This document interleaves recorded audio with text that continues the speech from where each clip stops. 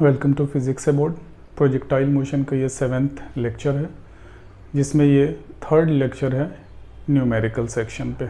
Means ये video 3rd होगा जब हम न्यूमेरिकल डील कर रहे हैं। सो आज भी कुछ डिफरेंट टाइप्स के हम लोग न्यूमेरिकल्स को देखेंगे। आइए उसे शुरू करते हैं। सो पिछले 2 क्लास में कुछ डिफरेंट टाइप्स के हम लोगों ने न्यूमेरिकल्स लिए थे। आज का न्यूमेरिकल पहला ये है कि मानकर चलिए सिचुएशन एक है कि आप क्रिकेट के स्टेडियम में बैठे हुए हैं। आप सभी क्रिकेट के बहुत बड़े फ़ैन हैं, आप आईपीएल देखते हैं और तरह तरह की क्रिकेट्स को देखते हैं। सो ये दिया हुआ है कि एक स्टेडियम में जो उनके स्टेप्स बने हुए हैं उनकी जो विड्थ है वो 1 मीटर है और हाइट भी 1 मीटर है। विड्थ 1 मीटर, हाइट भी 1 मीटर, ऐसे करके ये स्टेप चला जा रहा है स्टेडियम का। अब ये कह रहा है कि ये उसका ग्राउंड है, ये ठीक है, ये उसका ग्राउंड है यानी सरफेस।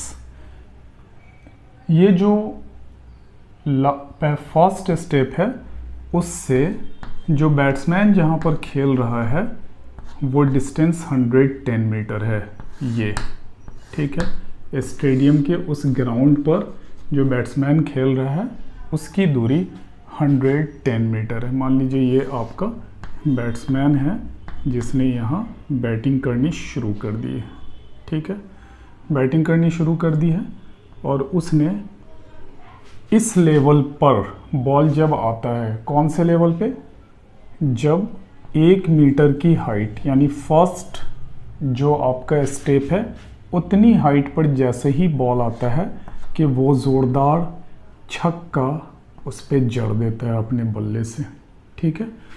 और वो बल्ला जड़ता है बॉल के ऊपर और बॉल जो है वो क्या है, तेज़ी से निकल जाती है इस हाइट से। सो मान लीजिए कि ये हॉरिजेंटल डायरेक्शन है आपका थोड़ी देर के लिए और ये ऐसे प्रोजेक्ट हो गया, ठीक है, विथ सम इनिशियल वेलोसिटी, ठीक है। अब बोल रहा है कि कितनी दूरी पर या कितने स्टेप्स के ऊपर जाकर ये गिरेगा। मीन्स ये जब यहाँ से प्रोजेक्ट हो गया तो ये कहाँ जाकर गिर जाएगा वहाँ, ठीक है। फर्स्ट स्टेप पे, सेकंड स्टेप पे, थर्ड स्टेप पे, फोर्थ स्टेप पे कहाँ जाकर ये फॉल करेगा। क्लियर है क्वेश्चन? बिल्कुल। फिर से समझ लीजिए कि क्या है, एक बैट्समैन है जो एक ग्राउंड में खड़ा हुआ है, जहाँ पर वो खड़ा हुआ है उससे ग्राउंड के स्टेडियम में जो बना हुआ है बैठने का जगह, जो स्टेप्स के फॉर्मेट में होता है इन जनरल, जिसकी विड्थ 1 मीटर है एंड हाइट भी 1 मीटर है और इस तरह से वो ऊपर की तरफ जा रहा है।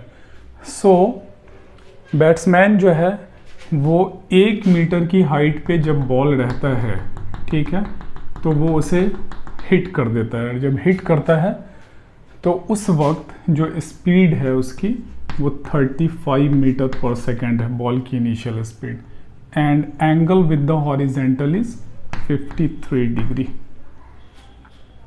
ठीक है।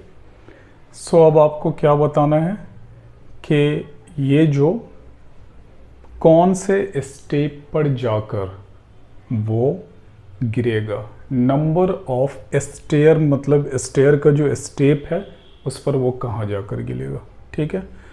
सो क्वेश्चन को आपको एनालाइज करना है। सबसे पहले तो एक ये कि ये हाइट भी है इसकी 1 मीटर 1 मीटर 1 मीटर करते हुए चला जा रहा है, ठीक है।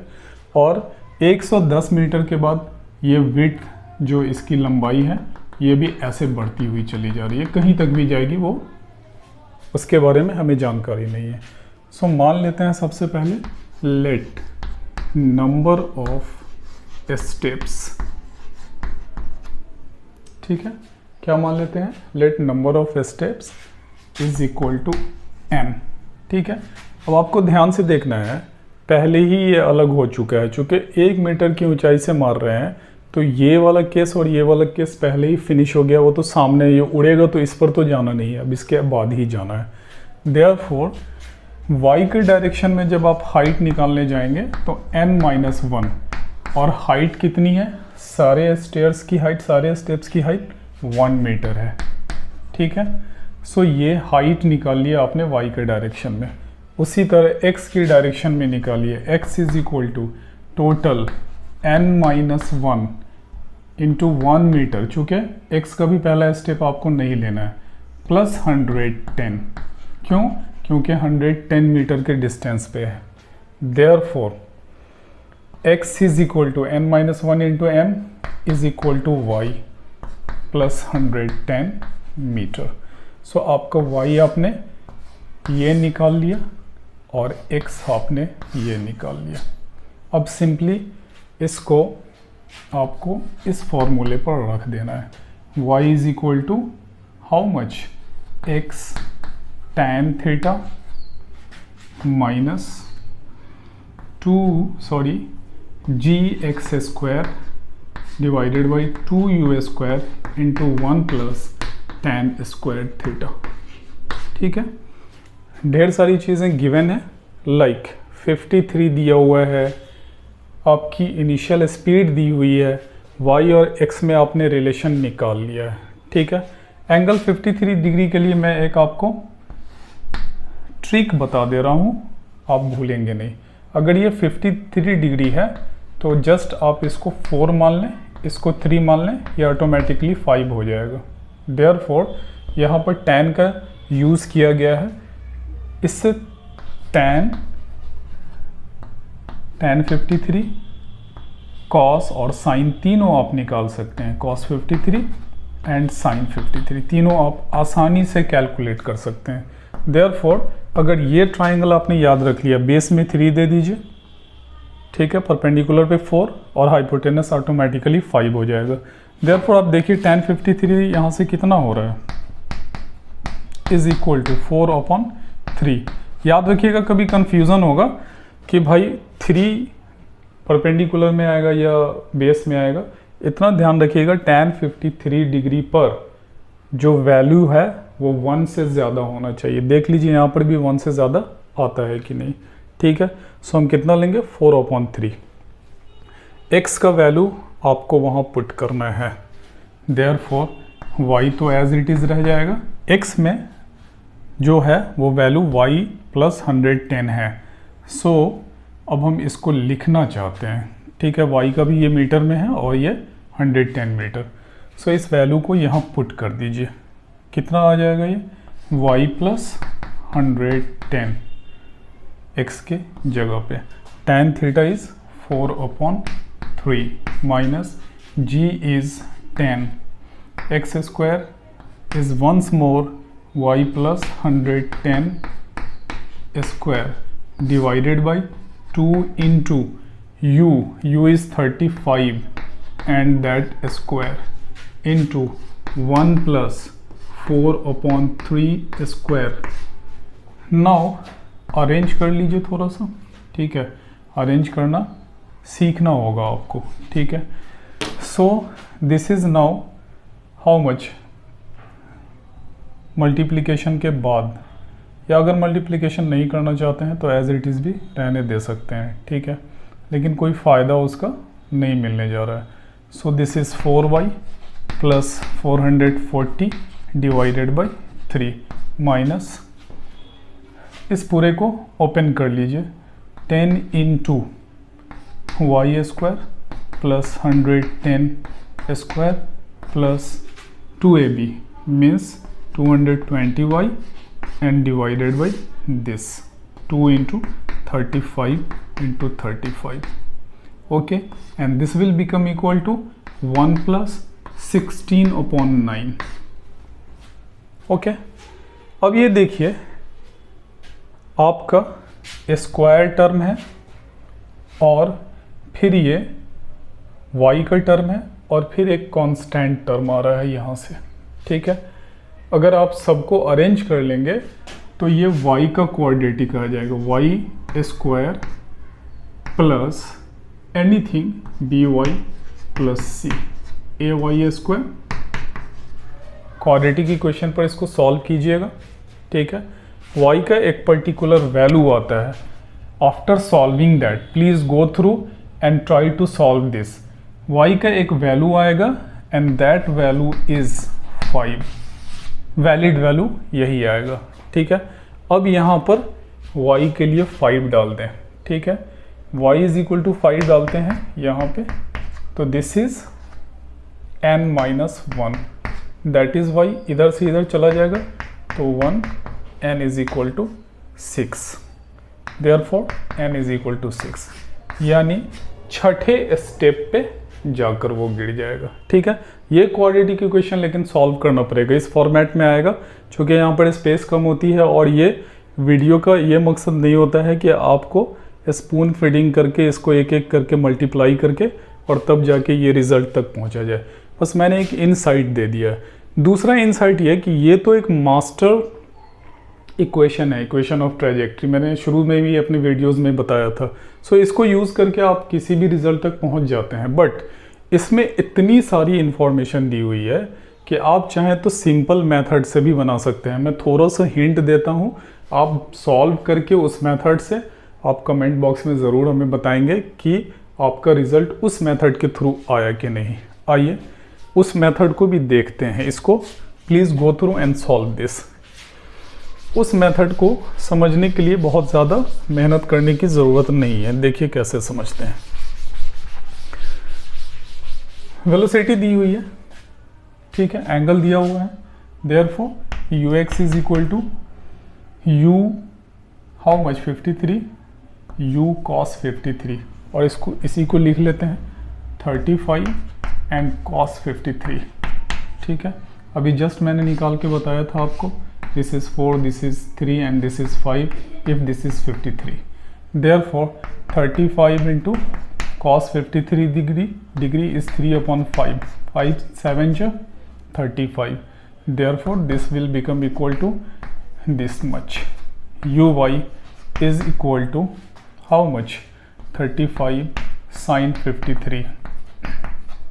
35 into sin 53 is 4/5, therefore this is 28 meter per second. Is that clear? Now ये सब तो आपको मालूम हो गया। ठीक है, अगर आप रेंज निकालना चाहें तो रेंज आसानी से निकाल सकते हैं। ठीक है, रेंज निकालने के लिए आपको फॉर्मूला क्या होता है, दैट इज, या छोड़िए ना, ये जो आप यहाँ से इस पॉइंट से वहाँ तक का कितने ज़ोर से इसने हिट किया है वही रेंज निकाल लीजिए। सो सिंपली आपका कितना आ जाएगा, it is equal to u cos theta into T.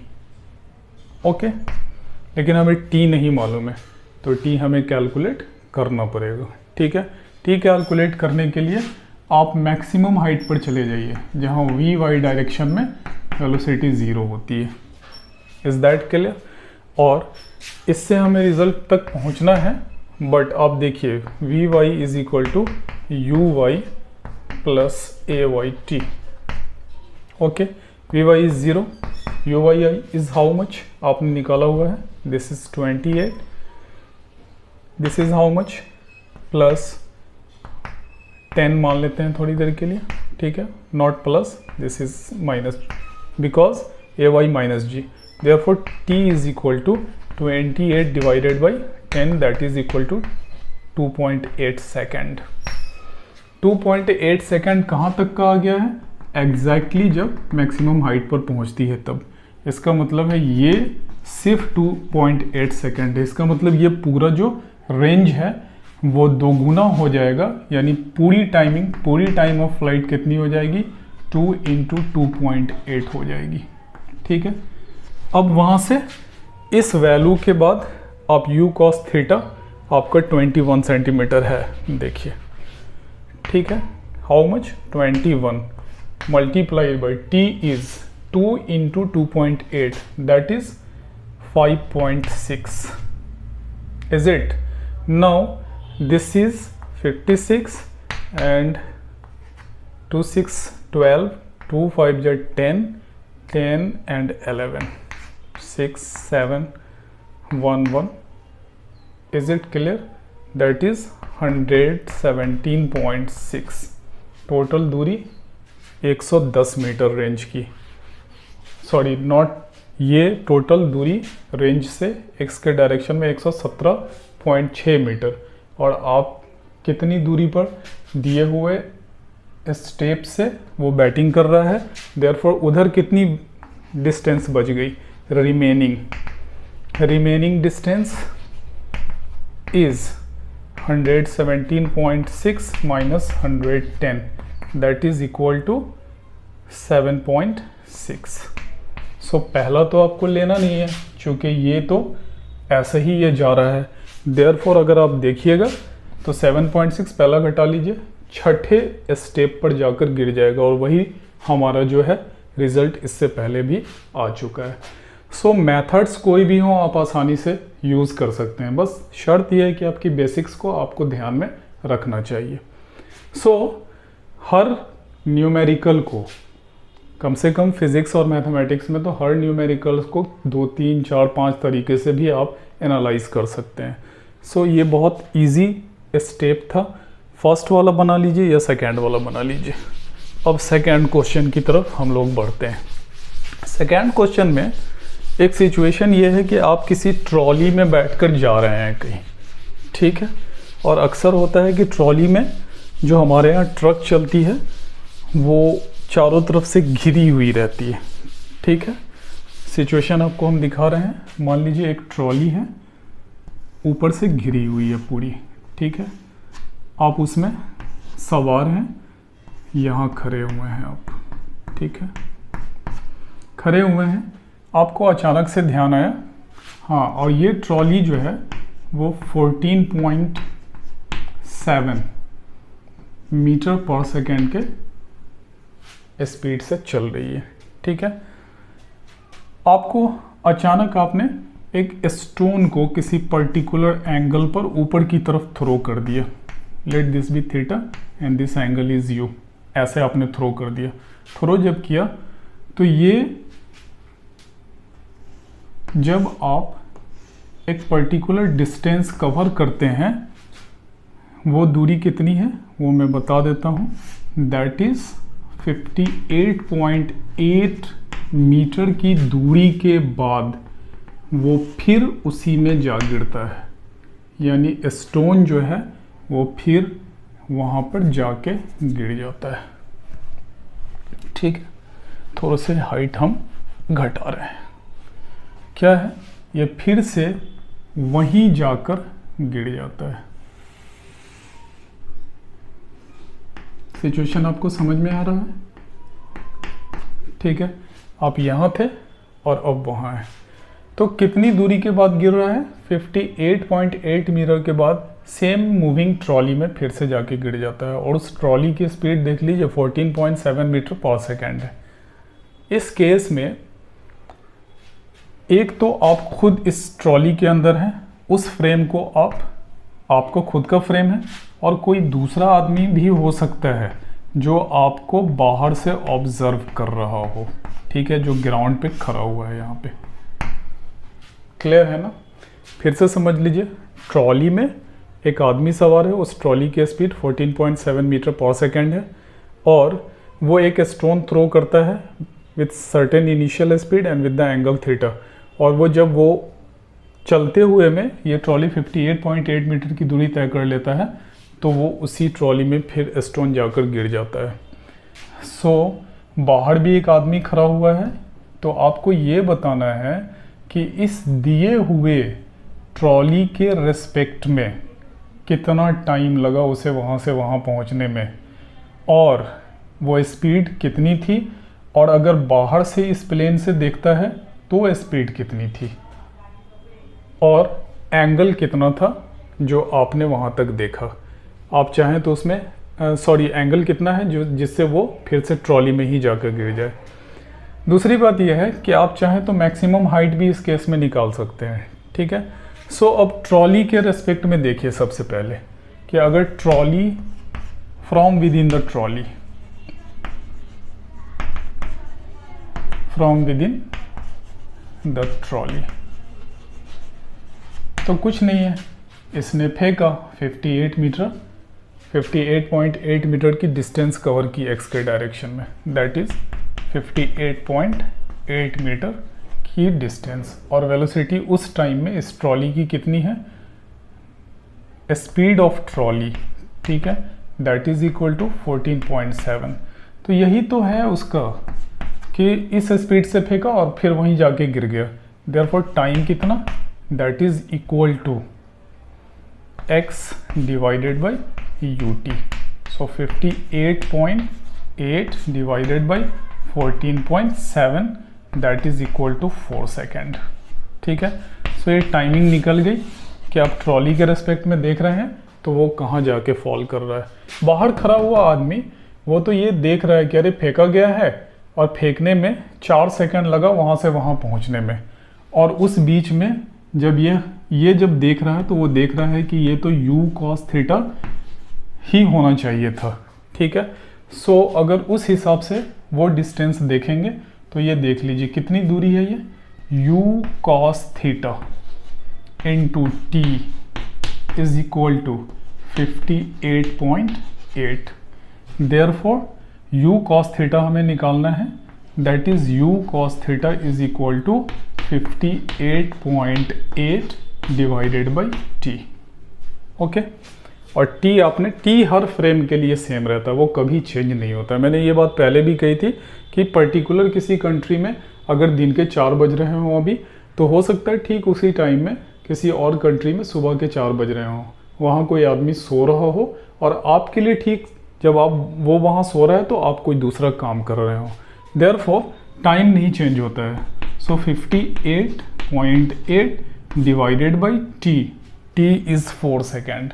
So this is how much, फिर से वही रिजल्ट पर आ गए हैं आप, 14.7 metre.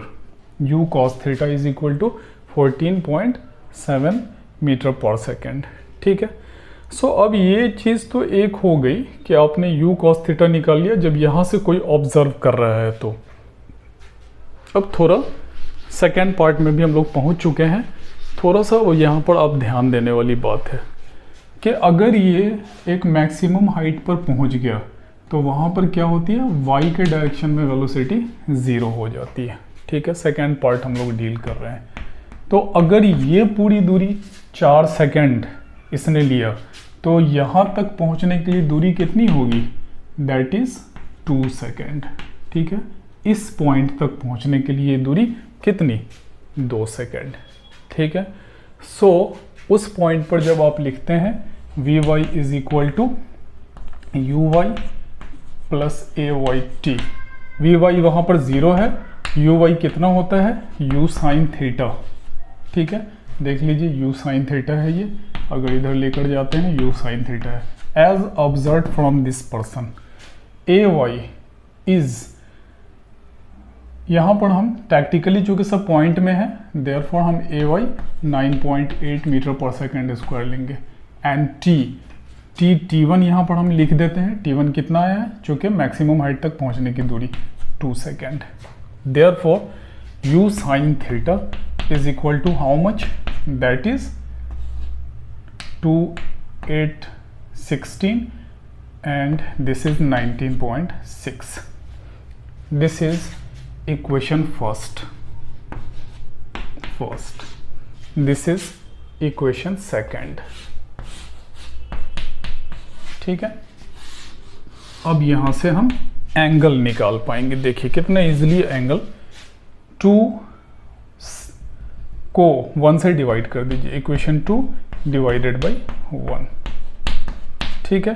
Therefore u sine theta divided by u cos theta is equal to 19.6 divided by 14.7।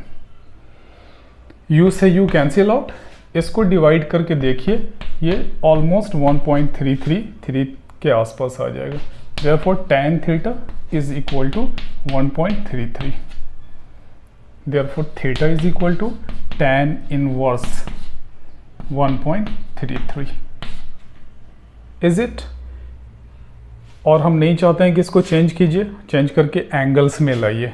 सो अभी मैंने बताया था just that is equal to theta is equal to 53 degree. So angle कितना आ गया, 53, बट इसको अगर 1.33 को देखेंगे ना तो 4/3 का भी वैल्यू ऑलमोस्ट वही आता है, ठीक है। सो हम चाहते हैं कि tan थीटा को 4/3 पर ही अभी रखिए।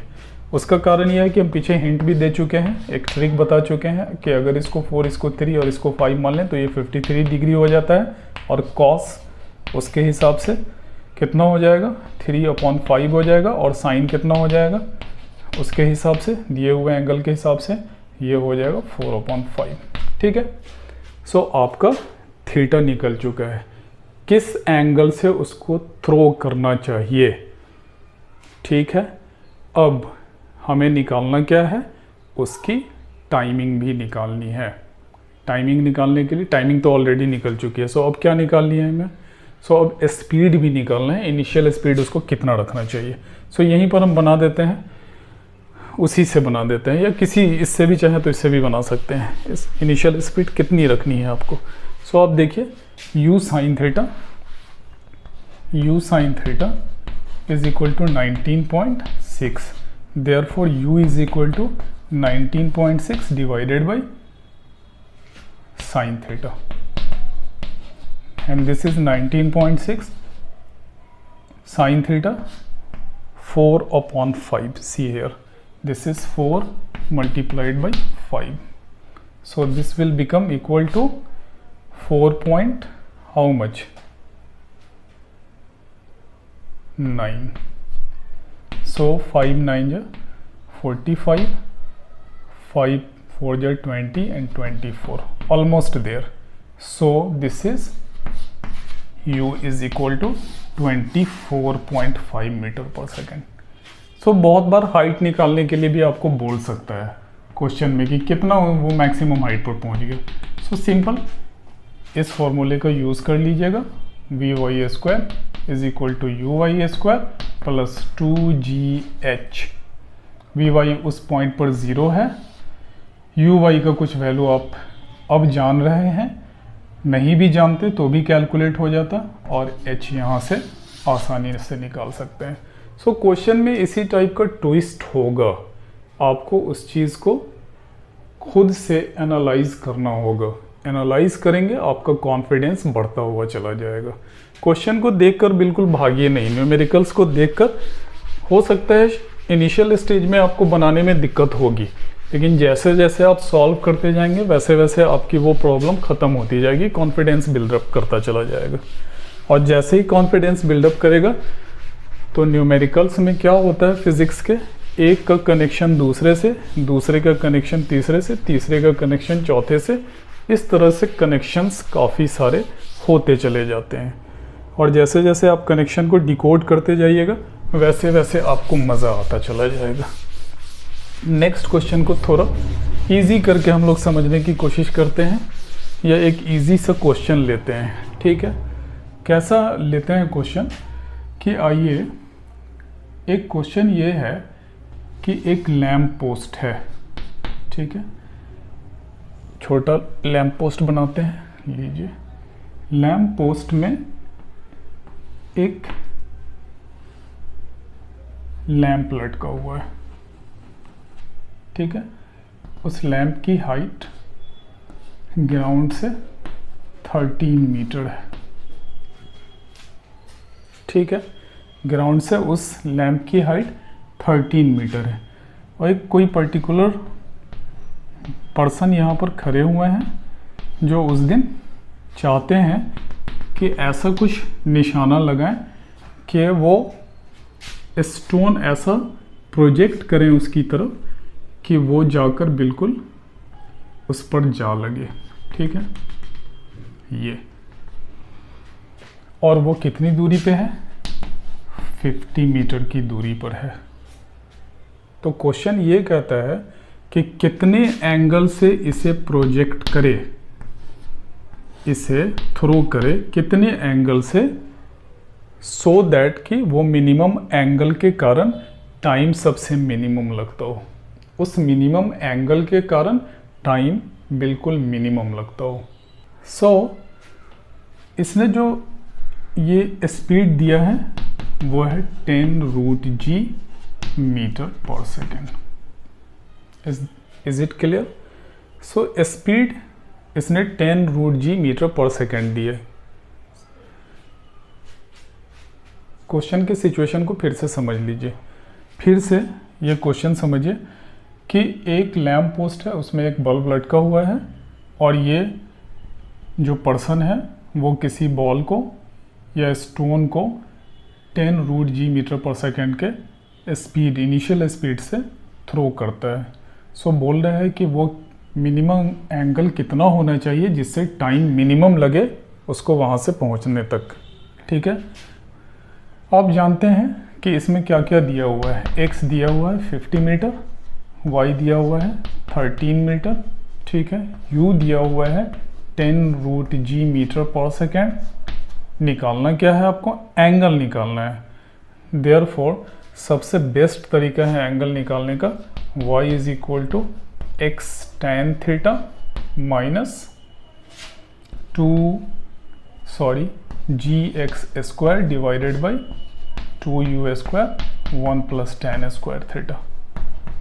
ठीक है, वैल्यू पुट कीजिए 13, 50,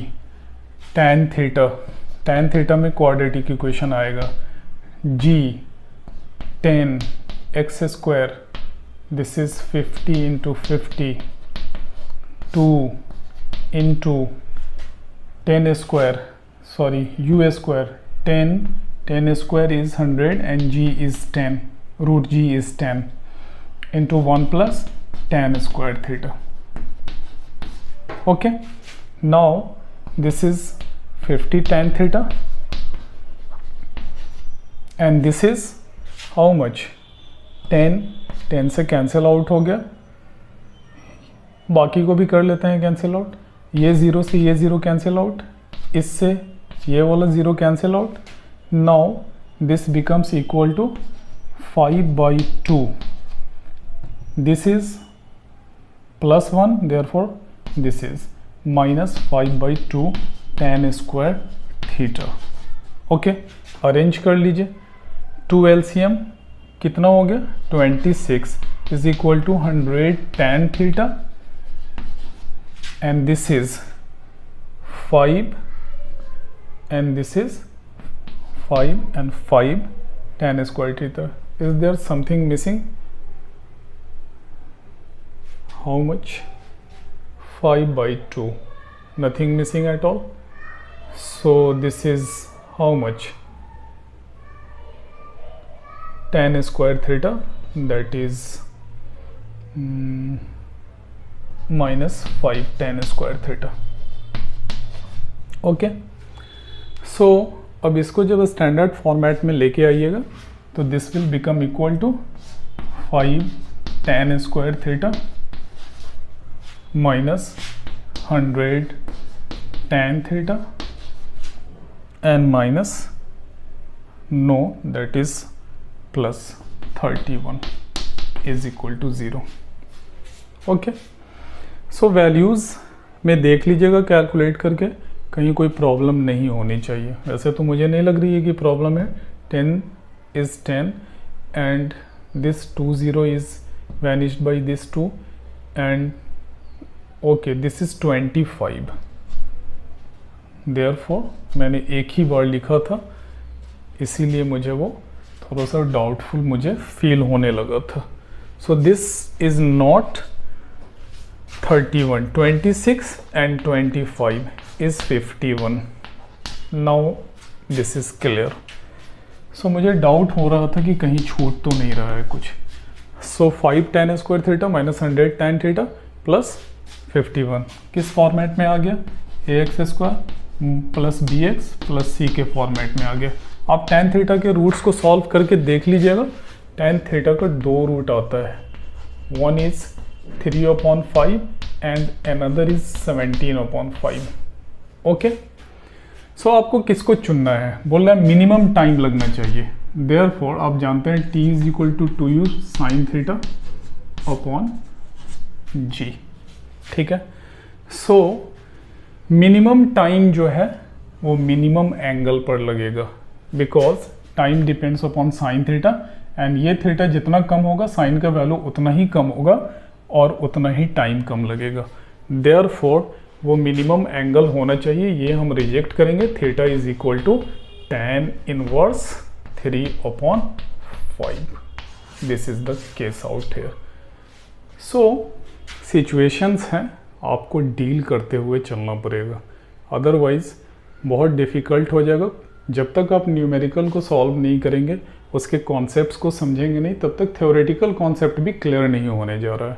थ्योरेटिकल कॉन्सेप्ट के लिए न्यूमेरिकल एक सोल की तरह काम करता है, ये उसके लिए सोल है। जब तक न्यूमेरिकल पे आप अच्छे से लगेंगे नहीं, आपकी थ्योरी क्लियर नहीं हो सकते हैं बहुत ज़्यादा।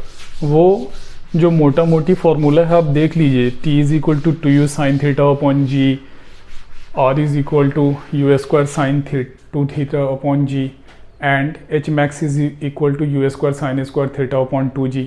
एक भी उस फॉर्मूले पे डायरेक्ट यूज़ हो पा रहा है?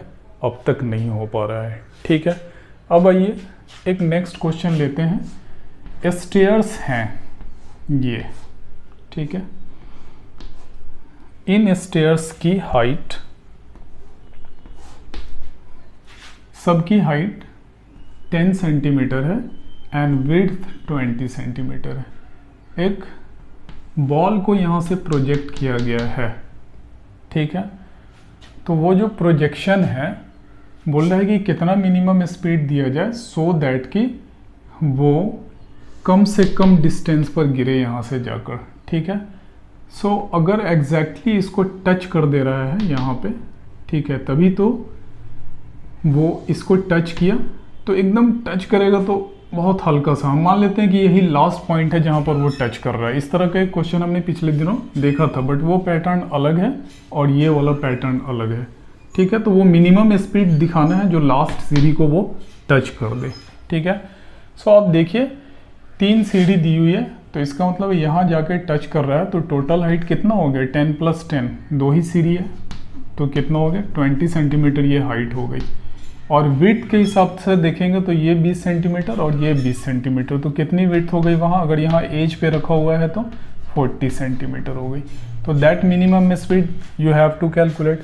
सो सिंपल, जब दो चीज़ दिया हुआ है, x दिया हुआ है, 40 सेंटीमीटर दिया हुआ है, और अगर हम यहाँ पर हम अपना जो कोऑर्डिनेट एक्सिस है उसको फिट कर लेते हैं, तो y is equal to how much? This is -20 centimetre, ठीक है। अब एक चीज़ और है, एक चीज़ क्या है और वो ये है कि इसको हॉरिजेंटली पुश किया गया है। देयरफॉर यहाँ पर अगर हॉरिजेंटल पुश करते हैं, तो अगर प्रोजेक्टाइल के केस में देखते हैं तो एंगल कब बनता है? जब हॉरिजेंटल के साथ आ रहा हो। देयरफॉर यहाँ पर क्या है? हॉरिजेंटली पुश करने से एंगल कितना हो रहा है?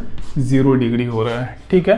हॉरिजेंटली पुश करना है और वहाँ पर वो उसको जस्ट एज को टच कर दे, ठीक है। तो वो मिनिमम स्पीड कितनी चाहिए होगी? देयरफॉर एक इन्फॉर्मेशन क्या मिल गया? Theta is equal to 0 degree मिल गया। लेकिन एक और चीज़ देखना है कि आपको एक्सेलरेशन का यूज़ करना रहता है। g is equal to 10 metre पर सेकेंड स्क्वायर, और यहीं पर बच्चे जल्दबाजी में बहुत सारा मिस्टेक कर लेते हैं, क्योंकि ये सब सेंटीमीटर में दिया हुआ है। सो आपको क्या करना है? मीटर को सेंटीमीटर में, therefore 10 metre multiply by 100 is 1000 centimetre per second square. ये आपका एक्सेलरेशन ड्यू टू ग्रेविटी है। अब इतनी सारी इन्फॉर्मेशन है आपके पास, अब जस्ट पुट कर लीजिए। y is equal to x tan theta minus gx square divided by how much? 2u square 1 + tan square theta. Is that clear? y is equal to how much? -20 centimetre. x is how much? 40 centimetre. tan theta, tan 0 degree is 0, minus g is how much? 1000, यहीं पर mistake होती है अक्सर, into 40 divided by 2 into u square हमें calculate करना है। 1 + 0, tan थीटा 1 is once again 0, therefore -20 0, और ये पूरा टर्म जब इस 0 से मल्टीप्लाई हो जाएगा तो भी 0, बच गया कितना? 1000 into 40 divided by 2u square. Okay, therefore आप देख लीजिए कि अगर उसको फिर से हम यहाँ लिखें तो -20 is equal to -1000 into 40 divided by 2u²।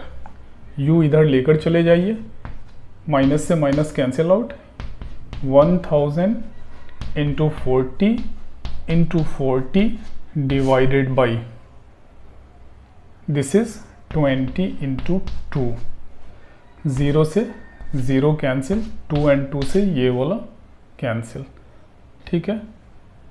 M I right? Okay, now this is 40,000,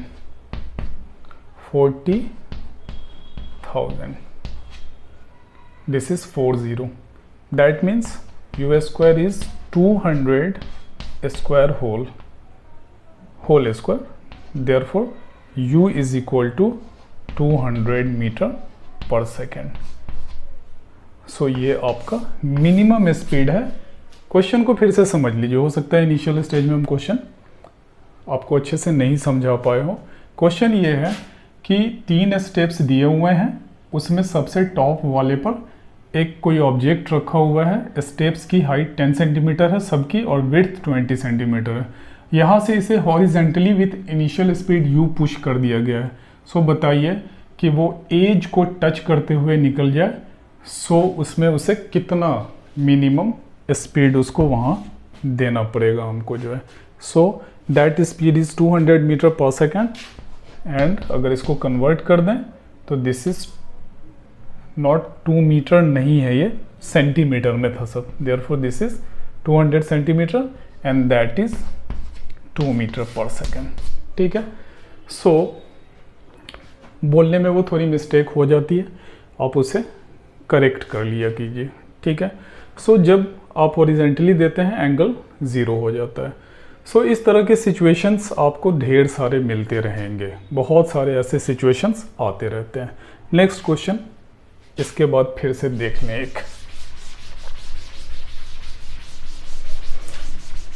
so please keep on practising hard and hard, और इतना हार्ड भी नहीं होता है कि आप कॉन्सेप्ट को यूज़ करें, बेसिक नॉलेज को यूज़ करें और न्यूमेरिकल्स डील नहीं होगा। बट क्या है, स्टूडेंट्स जो है वो न्यूमेरिकल को डील करने से बचना चाहते हैं। क्यों? क्योंकि थोड़ा सा कॉन्सेप्ट जब ज़्यादा इन्वॉल्व होता है तो वो ब्रेन टीजिंग होता ही है, और ब्रेन टीजिंग काम नहीं करना चाहते हैं इन जनरल स्टूडेंट। जो लोग अच्छे स्टूडेंट होते हैं वो मेहनत करते हैं, अच्छे इन द सेंस कि उनके अंदर मेहनत का वो गुण होता है। सो वो मेहनत करते चले जाते हैं और अपने कॉन्सेप्ट को बिल्डअप करते चले जाते हैं। नेक्स्ट क्वेश्चन हम लोग देख लें कि एक ट्रॉली है, ठीक है। ये ट्रॉली 1 मीटर पर सेकेंड स्क्वायर के एक्सेलरेशन से चल रही है। इस पर कोई आदमी खड़ा हुआ है जिसने बॉल को सीधे ऊपर की तरफ उछाल दिया है,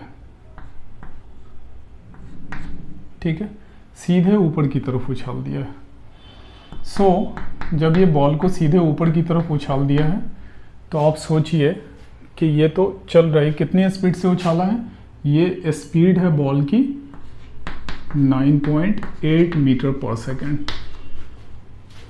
तो पूछ रहा है कि वो कितना पीछे जाकर गिरेगा, कितना पीछे जाकर गिरेगा, ठीक है। सो फ्रेम को समझिए आप, बॉल भी फेंका गया है। अगर आप यहाँ से देख रहे हो तो आपको लगेगा इनिशियली कि बॉल जो फेंका गया है वो थोड़ा सा ऐसे भी जा रहा है हॉरिजेंटल डायरेक्शन में, और ये ट्रॉली तो जा ही रही है हॉरिजेंटल डायरेक्शन में, ठीक है। सो डिस्टेंस के हिसाब से अगर देखिएगा तो आपको लगेगा कि ये कितना डिस्टेंस कवर कर रहा है और वो कितना कर रहा है, ठीक है। सो मान लीजिए कि इसकी स्पीड जो है उसके हिसाब से अगर हम चेकआउट करें और इसके हिसाब से चेकआउट करें तो दोनों को आपको कंपेयर करके देखना होगा। मान लीजिए कि ये जो है इसकी स्पीड अभी मान लेते हैं एक्स डायरेक्शन में v है, ठीक है, या इसको हटाइए, थोड़ा सा कंफ्यूजिंग हो जाएगा। ये 9.8 मीटर पर सेकेंड के स्पीड से ऊपर की तरफ फेंक दिया, हम उसे नहीं मानते हैं कि वो v है या u है, ठीक है। तो बॉल हॉरिजेंटल डायरेक्शन में जा रहा है, सो कितनी दूरी वो बॉल तय कर लेगा, that is u into T, ठीक है। और ये जो कार्ट है, x डिस्टेंस जो कार्ट तय करेगा, दैट इज़ ऑल्सो ut। ये वाली स्पीड नहीं, ये तो वर्टिकल स्पीड है। जो यहाँ से ऑब्जर्व कर रहा है तो उसको लग रहा है कि अरे बॉल तो थोड़ा सा इधर भी गया तब ऊपर जा रहा है, मतलब ऐसे आपने फेंका तो थोड़ा सा तो इसको फील होगा ना कि ऐसे गया वो। तो ut प्लस हाफ AT², ठीक है। ut का वैल्यू देख लीजिए, आपने पहले ही कैलकुलेट किया हुआ है यहाँ पे। Therefore this is xb plus half AT²। Therefore xc minus xb is equal to half AT²। यही हमारा फाइनल रिजल्ट देने वाला है, ठीक है। अब आइए, टाइम हमें निकालना है। वो वर्टिकली अपवर्ड फेंक रहा है, तो वर्टिकली अपवर्ड फेंक रहा है तो हॉरिजॉन्टल से कितना एंगल बन जा रहा है उसका, दैट इज 90 डिग्री, ठीक है।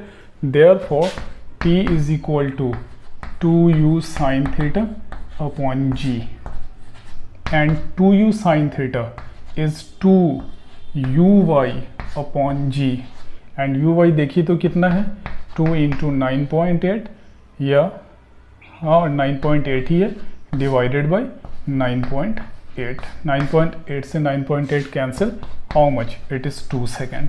अब उस वैल्यू को यहाँ रख दीजिए। हाफ कार्ट की speed acceleration 1 meter and t² is 2² so square times therefore 2 metre.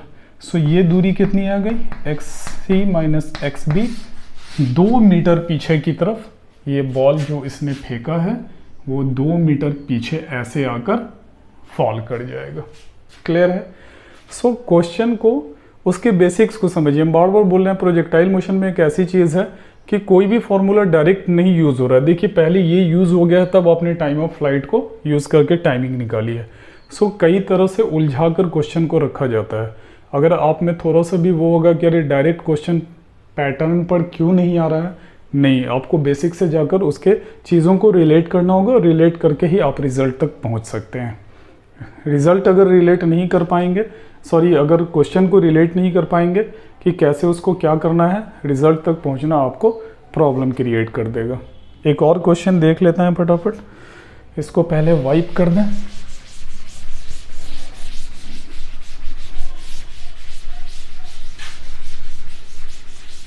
इसी से जुड़ा हुआ नेक्स्ट क्वेश्चन एक और हम लोग देख लें।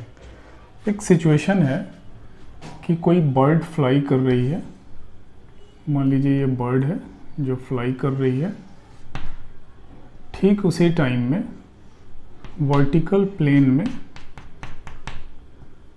या वर्टिकल प्लेन ही है, क्वेश्चन में जनरली यही आता है, वर्टिकल प्लेन में कोई स्टोन थ्रो किया गया है, ठीक है।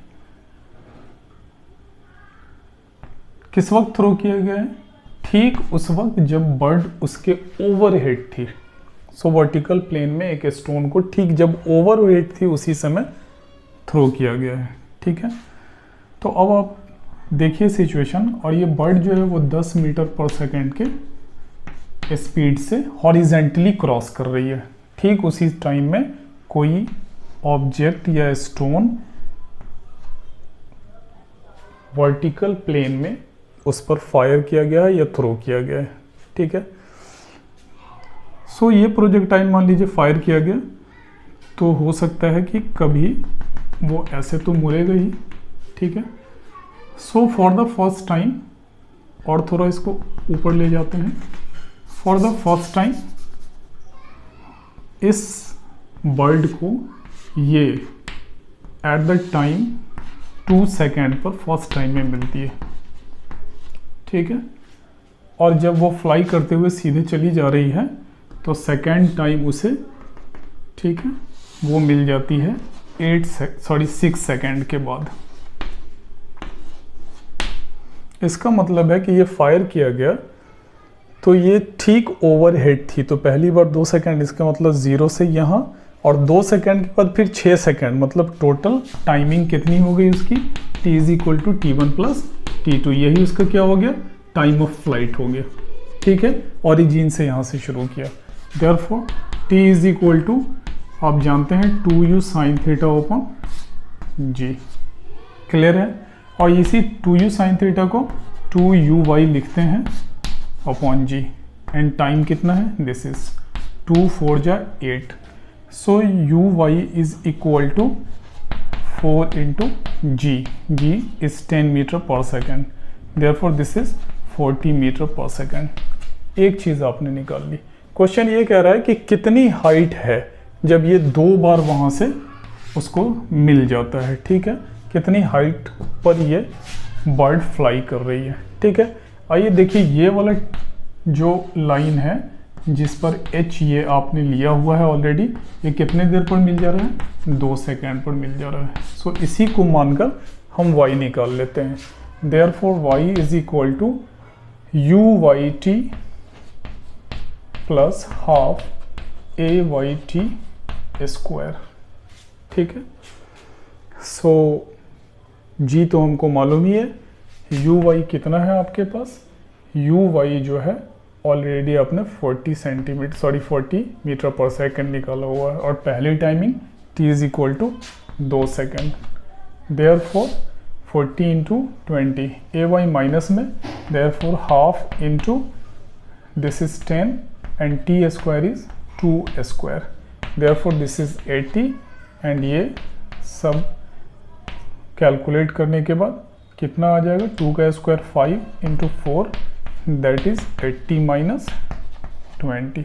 सो therefore this is 60 metre. Okay, so 60 metre की हाइट पर ये बर्ड फ्लाई कर रही है। Is that clear? कितना आसान है, आप लेकर आसानी से उसे निकाल सकते हैं। ठीक है, that's all for now. we will get back very soon. Thanks a lot.